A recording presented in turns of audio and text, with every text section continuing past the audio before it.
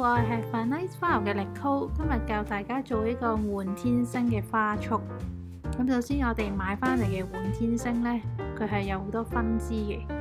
咁我哋將啲分支呢拆散佢，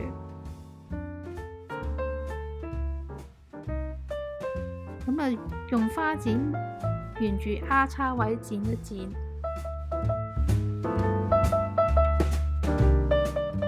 我哋剪好花徑之後呢，我哋將佢排類啦，由長至到短，咁排咗4種啦。咁最左手邊就最長，最右手邊呢係最短嘅花徑。咁之後呢，我哋用長嘅花徑開始去做呢個花束啦。咁你首先見我好似以一個扇形嘅鋪排呢，我將一啲長嘅換天星咁樣擺上去，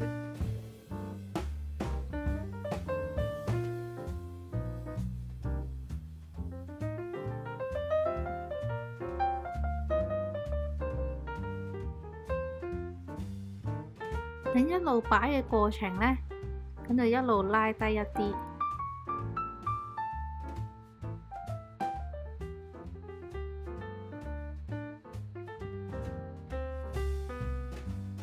喺顏色方面呢，我今次用咗紫色、粉紅色同埋藍色嘅換天星，咁佢哋加埋嘅色彩呢都會比較夢幻一啲嘅。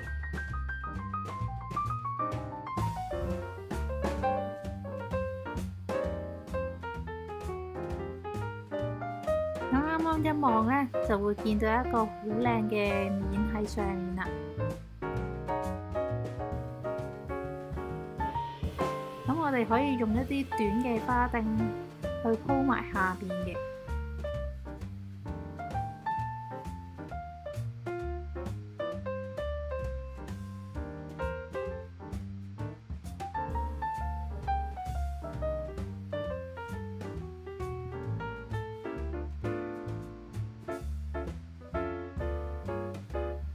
咁之後呢，你拎上手可以執一執啲位啦。可能覺得後邊嗰啲可以再拉低一啲，或者可以再加多啲換天星去令佢更加緊密。咁之後呢，我哋就可以用膠紙封住虎口位啦。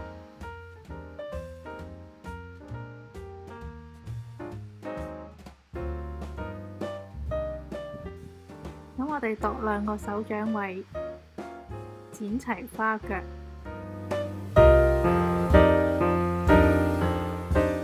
之後可以開始包花紙啦。今次我預備咗2張60乘60 cm 嘅花紙，咁呢一個係白色嘅霧面紙嚟嘅。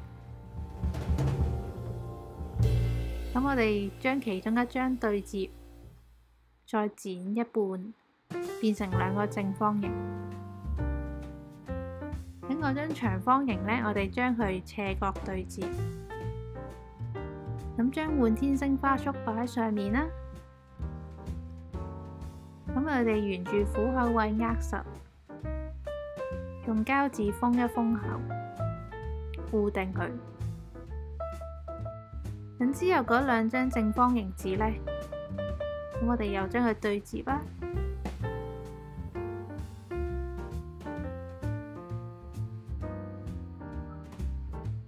然後握實虎口位。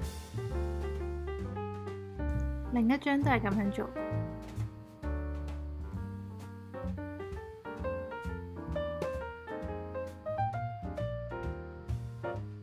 再用膠紙封住佢。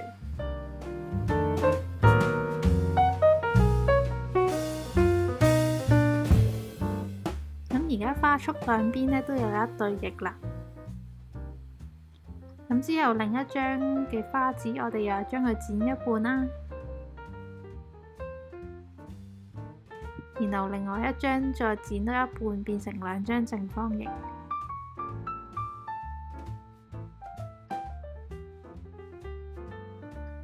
咁我哋再加多一層花紙喺前面，咁等成個花束有多一啲嘅層次感啦。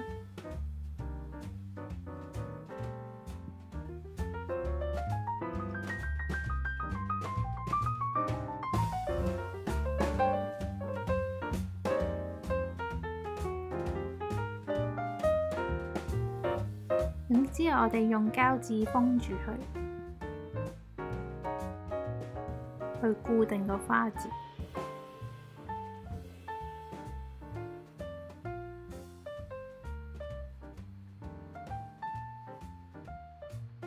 咁然後我哋用咗黑白雙間絲帶去做一個蝴蝶結啦。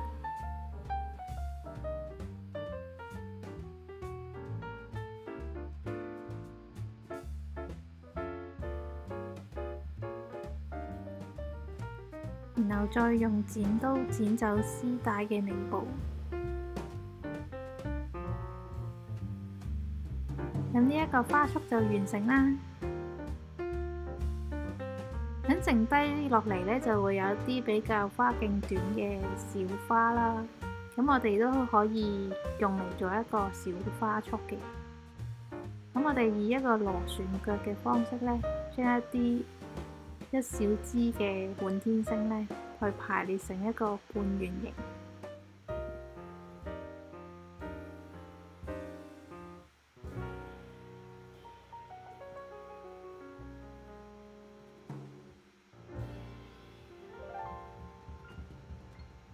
咁我哋後期排列嘅花呢，就拉低一啲，咁會做到一個半圓形嘅效果啦。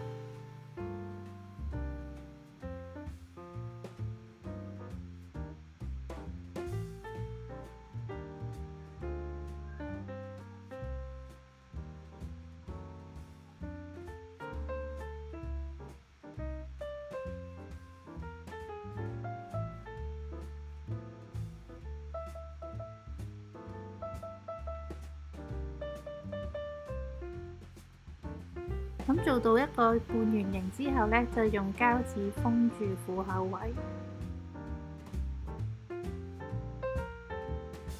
今次度一個手掌位，剪齊花腳。咁可以開始包花紙啦。咁今次預備咗幾張15×15cm 嘅包裝紙啦，同埋一條鐵線。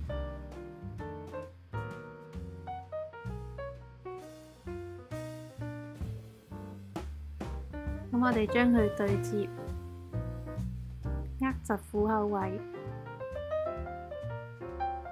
調整一下位置。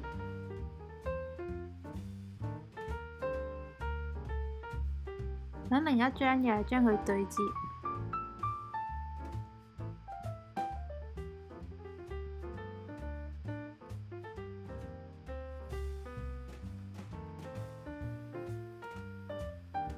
其實包呢一類嘅花束呢，最緊要係有一種層次感嘅。咁我每一張花字呢，都將佢對接，然後再握實虎口位，咁就會令到呢個花束嘅層次感大為增加啦。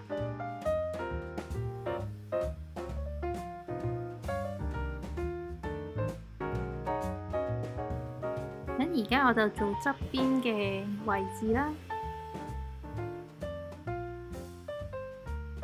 去調整一下位置，咁到最後一張，我將佢擺喺前面。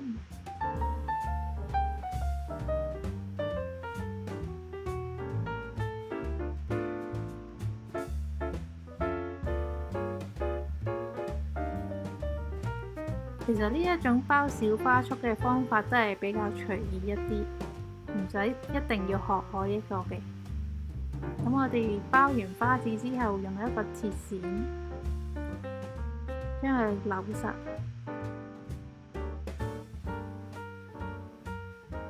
咁固定好位置呢，咁我哋就可以包絲帶啦。咁今次用咗個灰白雙間絲帶去綁一個蝴蝶結。